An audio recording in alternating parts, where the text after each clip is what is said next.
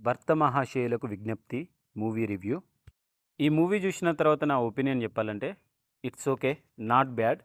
చాలా రోజుల తర్వాత కొద్దిగా 'రవితేజ' గారి మూవీ ప్రీవియస్ మూవీ కంటే కొద్దిగా బెటర్ అనిపించింది భయ్య.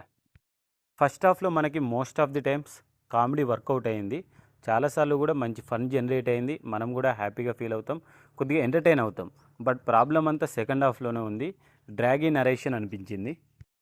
ఈ మూవీ ప్లాట్ రివీల్ చేయాలి అంటే ఒక సామెత ఉంటుంది కదండి, పక్కింటి పుల్లకూర రుచి అన్నట్టు. సో ఈ మూవీలో కూడా ఆల్రెడీ బిజినెస్ మ్యాన్ తన వైఫ్ తోటి హ్యాపీగా ఉంటాడు. కానీ ఒక చిన్న పని మీద స్పెయిన్ వెళ్ళిన తర్వాత అక్కడ వేరే అమ్మాయితోటి మింగిల్ అవుతాడనమాట. దాని తర్వాత వచ్చే కాన్సిక్వెన్సెస్, కొద్దిగా ఎమోషనల్ డ్రామా ఏమైంది అనేది ఈ మూవీ స్టోరీ అన్నమాట. మనకి ఈ మూవీ చూస్తున్నంతసేపు మ్యాక్సిమం మనకి 80s, 90స్‌లో వచ్చిన మూవీస్ ఉంటాయి చూడండి. ఇంట్లో ఇల్లాలు, వంటింట్లో ప్రియురాలు, ఒకటి నాగార్జున గారిది ఉంటుంది 'ఆవిడ మా ఆవిడే' అని. సో ఇలాంటి మూవీసే గుర్తుకు వస్తూ ఉంటాయి.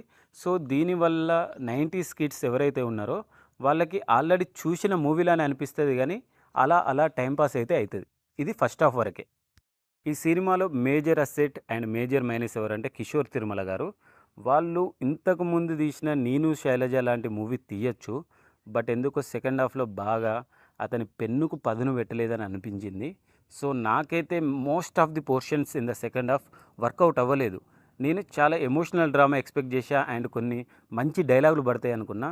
బట్ అవి పడలేదు. ఫస్ట్ హాఫ్ వరకైతే కామెడీ అయితే బాగానే వర్కౌట్ చేశారు.